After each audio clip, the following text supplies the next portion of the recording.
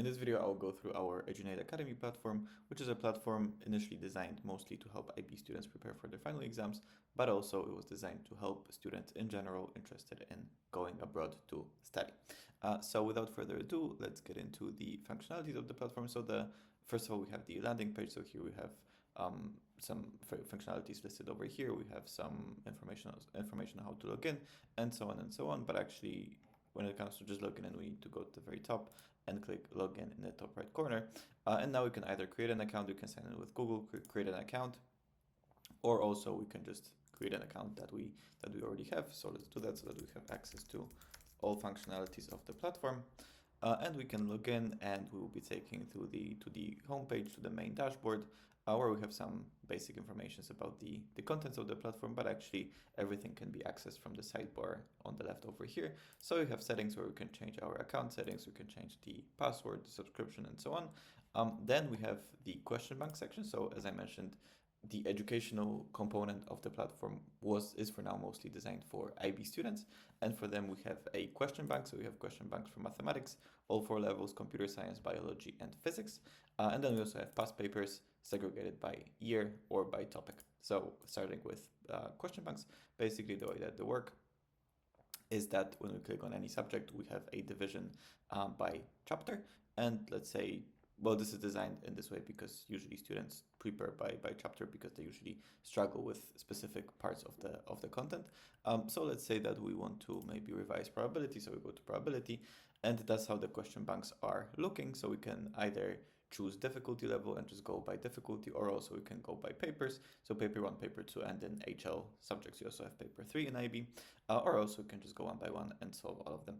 And that's basically how these question banks are looking. For our question banks, not a single one of our questions was designed with AI. Basically every single question is just created by our certified teachers or tutors that know exactly the contents and the question style of IB, so that we make sure that every single question is exactly how it could potentially look on an actual IB exam. And when it comes to the actual questions, so that's pretty much how they look. Then we have explanations. So explanation is just a in detailed explanation of how a question should be solved. Then for a lot of questions we have videos as well. For mathematics, for example, now we have videos for around 70% of questions. So now you can just play the video and go one by one with the tutor to go sub question by sub question with the tutor to solve the entire question. And lastly, we have Edunade AI, which is our own chatbot where we can ask some questions, like for example, explain more in detail answer to part A.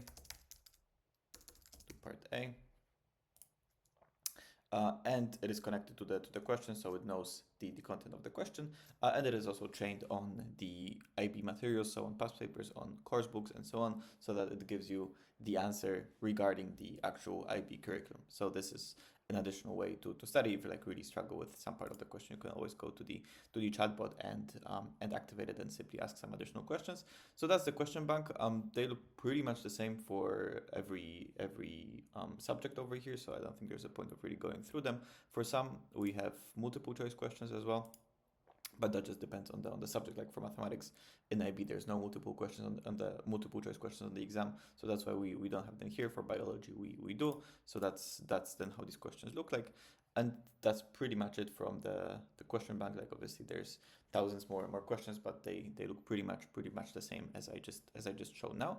When it comes to past papers by year, basically the way that they work is that you can just select any subject again that you like, and let's say we want to check May 2021 time zone 1, and we have all of these questions here basically for that past paper. So you can have the PDF open in front of you, and if you don't know how to solve a question, then you can just go video by video and simply solve the entire past paper. So that's how past papers by year look, and past papers by topic. Basically, they work very similar to a question bank, but here they're based on actual past papers. So let's say we go to sequences and series, and here we segregated every single past paper with regards to these topics. So basically you can just go one by one again and just solve the questions from the chapter that you're interested in instead of doing entire past papers. That's very often a good idea if, again, you struggle with one specific chapter and there's no real point of doing an entire past paper. So you can just go basically PDF by PDF and find the questions from the chapter that you're struggling with the most. And then here again, you can just kind of follow the PDFs. And if you don't know how to solve a question, you can just open those videos and follow the solution. And that's pretty much it for the IB section.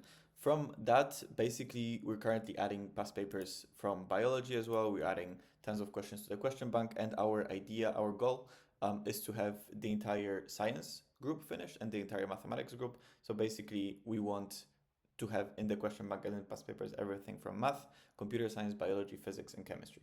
That's our goal for now. And then, of course, we'll be expanding on that in the future.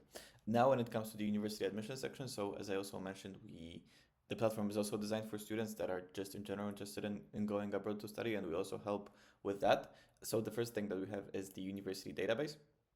So the university database is just a database of English taught programs. So you can, for example, you can filter them out over here. So let's say you are interested in studying maybe in Germany, France, and Ireland, and maybe you want to study business administration, for example. So just click that,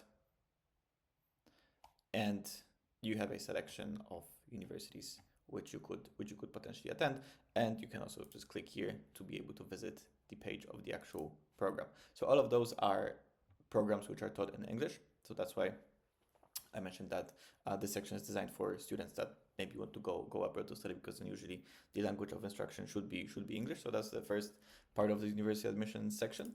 Then we have the suitability survey. A suitability survey is basically a survey which allows a student to find the most accurate subject which they would study. So for example, if there's a student that doesn't really know exactly what they want to do, maybe it's medicine, maybe it's something more related to engineering, maybe it's economics.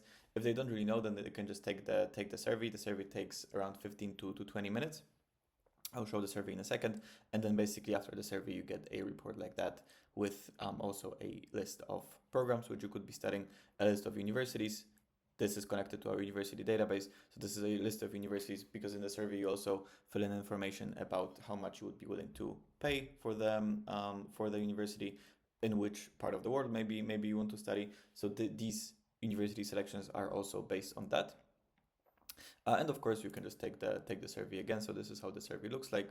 We can just start again. And you type in your name.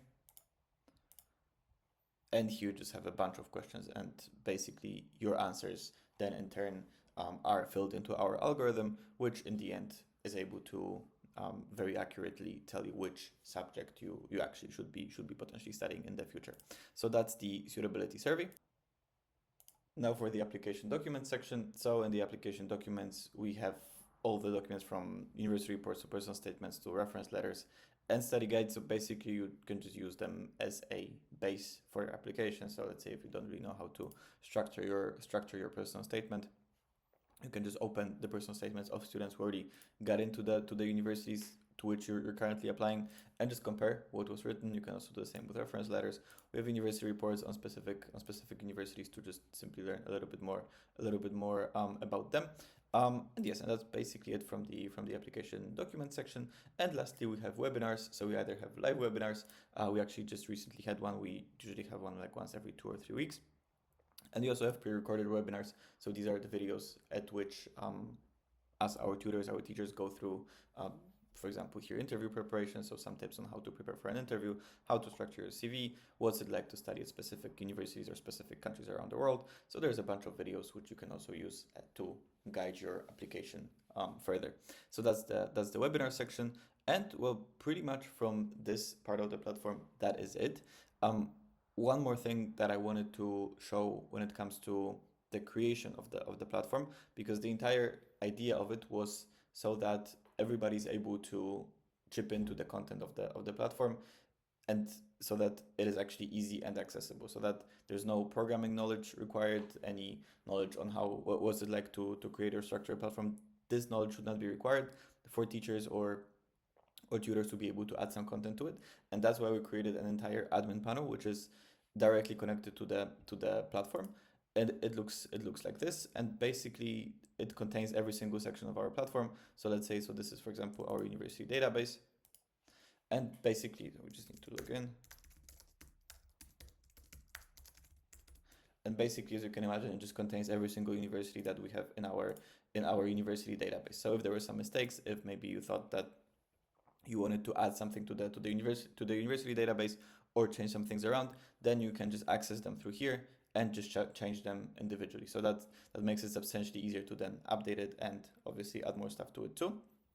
And well, we have basically a subsection of our admin panel for everything. So for question banks, for past papers, for application documents, everything can be added through our admin panel. And also because we know that well, questions, for example, are a lot more difficult to create. University database is relatively easy. Same with documents, because you just upload a PDF.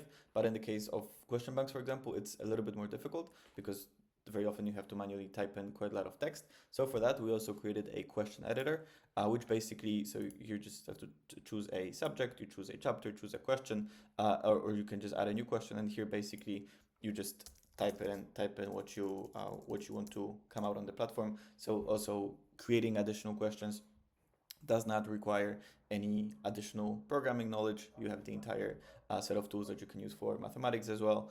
Being able to add sub questions is also possible. Being able to add images is also possible. So basically everything can be added through this question editor too.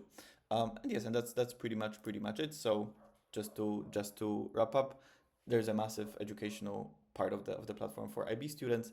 There's a very big part also for university admissions, for students that are interested in studying abroad. And the entire platform is designed in such a way that it allows everyone to contribute to it.